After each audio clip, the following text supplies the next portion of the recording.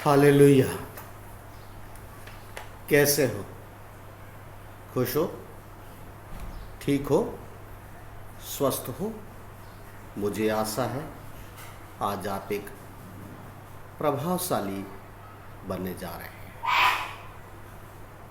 परमेश्वर के वरदान की पहचान के कारण। भजन संहिता 68 और उसकी 9वें पद में परमेश्वर का वचन कहता है, परमेश्वर ने बहुत से वरदान बरसाए हैं। पहला कुरिन्थियों 12:4 में कहता है, वरदान अलग अलग हैं परंतु आत्मा एक है, परमेश्वर एक है। रोमियो 12:6, हमने अलग अलग वरदान महसूस किए हैं। पहला कुरिन्थियों 2:7, हमें किसी भी वरदान की घटी नहीं है। यहाँ पर हमें समझना चाहिए, ठहर कर सोचना चाहिए। हमारे जीवन में किसी भी प्रकार के वरदान की घटी नहीं है। रोमियो 6:23 कहता है, पाप का दंड तो मृत्यु है परंतु हमारे परमेश्वर के पुत्र प्रभु यीशु मसीह में परमेश्वर का वरदान अनंत जीवन है। बाइबल पहला कुरिन्थियों यूहन्ना उसका 5वें अध्याय में कहता है, जिसके पास यीशु है उसके पास जीवन है। आपके पास जीवन है, आपके पास जीवन है, आपके पास जीवन है। याकूब कहता है 1:17 में, वरदान ज्योतियों के पिता की ओर से मिलता है। रोमियो 12:6-8 में कहते हैं, वरदान को हमें सही ढंग से समझना है। पहला कुरिन्थियों 12:6 में कहते हैं, वरदान एक मेडल के तरीके से हमारे पास बहुत सारे हों परंतु उसमें उपयोगिता की शक्ति ना हो, वो मेडल कोई काम के नहीं। इसी प्रकार के परमेश्वर के वरदान हमारे पास बहुत सारे हों परंतु उनका उपयोग परमेश्वर की सामर्थ्य से ना हो, वो वरदान नहीं है। परमेश्वर का वचन लूका रचित सुसमाचार 24 अध्याय 49 पद और प्रेरितों काम पहला अध्याय 1:8 में, प्रभु यीशु मसीह जब मरकर जी उठे और तब उन्होंने अपने शिष्यों से कहा, तब तक तुम्हें वो स्थान नहीं छोड़ना है, तब तक तुम्हें वहाँ रुकना है, धीरज धरना है, प्रार्थना करना है और तुम्हें मेरी इच्छा के लिए जानने के लिए सामर्थ्य को हासिल करना है। और जब तुम सामर्थ्य पाओगे तो तुम एक बड़े प्रभावशाली व्यक्ति बन जाओगे। परमेश्वर अपने कार्य मरकुस 16 और 16 अध्याय के 16वें पद से परमेश्वर का वचन कहता है, उनमें वो काम शुरू हो जाएंगे कि बीमार स्वस्थ होने लगेंगे। बहुत सी अद्भुत घटनाएं घटेंगी। सब जरूरी नहीं कि सबके जीवन में घटें या सब कुछ, लेकिन परमेश्वर के लोगों के जीवन में ये संभव है। पहला कुरिन्थियों 14 उसका 12 पद कहता है, हमारे उस वरदान से बहुत सारे लोग आशीषित होंगे और लोगों का विकास होगा, आत्मिक विकास और व्यवहारिक विकास,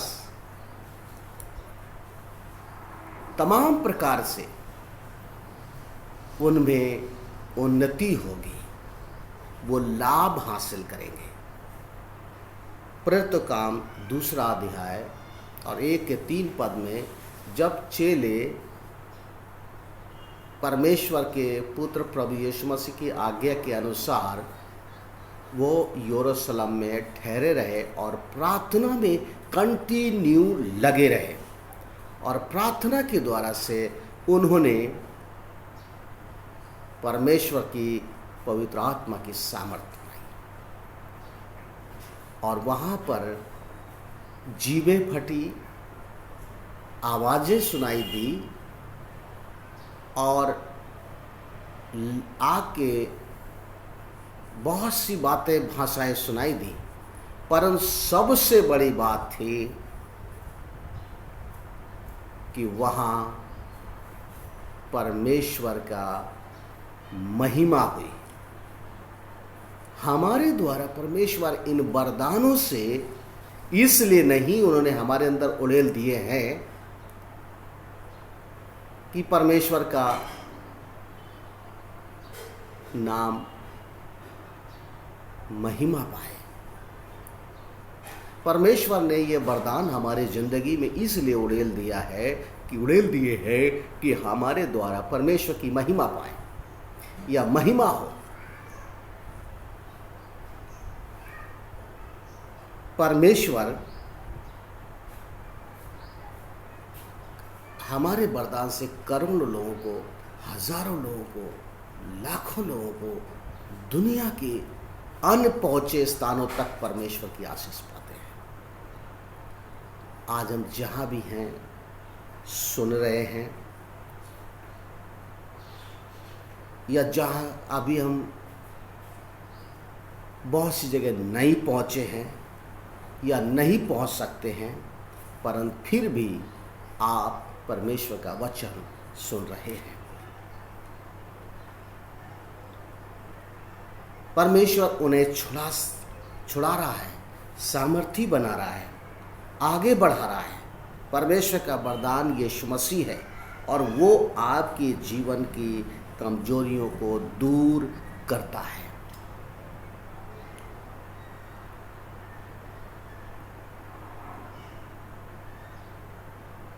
एक सत्य, जब कभी मैं माइक पकड़ता था तो हलो करने में बड़ी ताकत लगानी पड़ती थी, परंतु आज प्रभु यीशु मसीह के द्वारा से हम कहीं भी परमेश्वर के महिमा कर सकते हैं,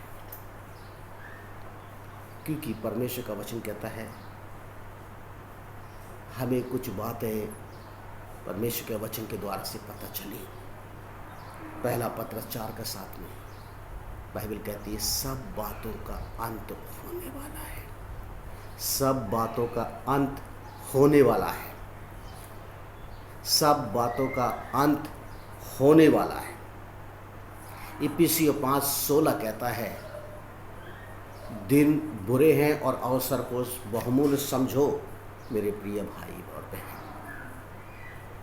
प्रकाशित वाक्य 22:10 कहता है समय निकट है। गलतियों 1:4 परमेश्वर ने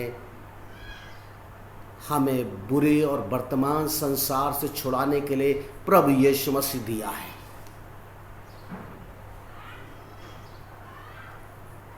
आज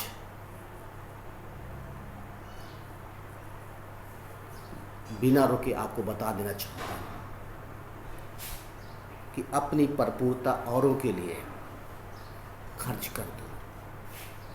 2 कुरिन्थियों 8:2 में जब कलीसिया में लोगों के जीवन में क्लेश आ गया, कंगाली आ गई, बहुत बढ़ गई, परंतु उन्होंने कंगाली और क्लेश को नहीं देखा।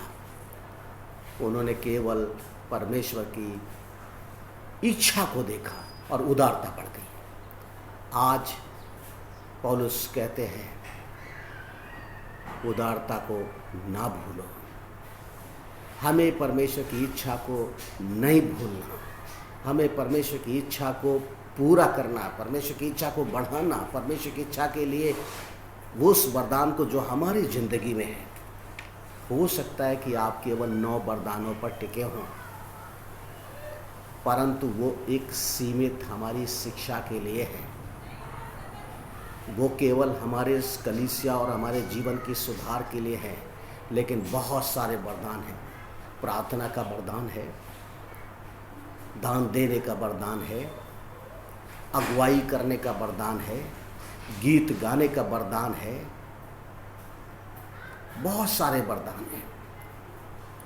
परमेश्वर ने ये वरदान हमें सीमित नहीं किए, बहुत सारे वरदान। और जब आप यीशु के पास यीशु है, उसके पास सारे वरदान यीशु मसीह के, लेकिन तभी वो काम करते हैं जब यीशु आपके जीवन में है।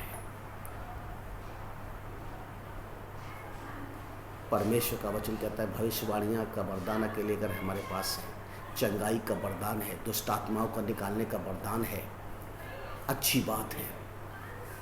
परमेश्वर भी चाहता है कि ऐसा हो, पर इन वरदानों के साथ परमेश्वर का वचन कहता है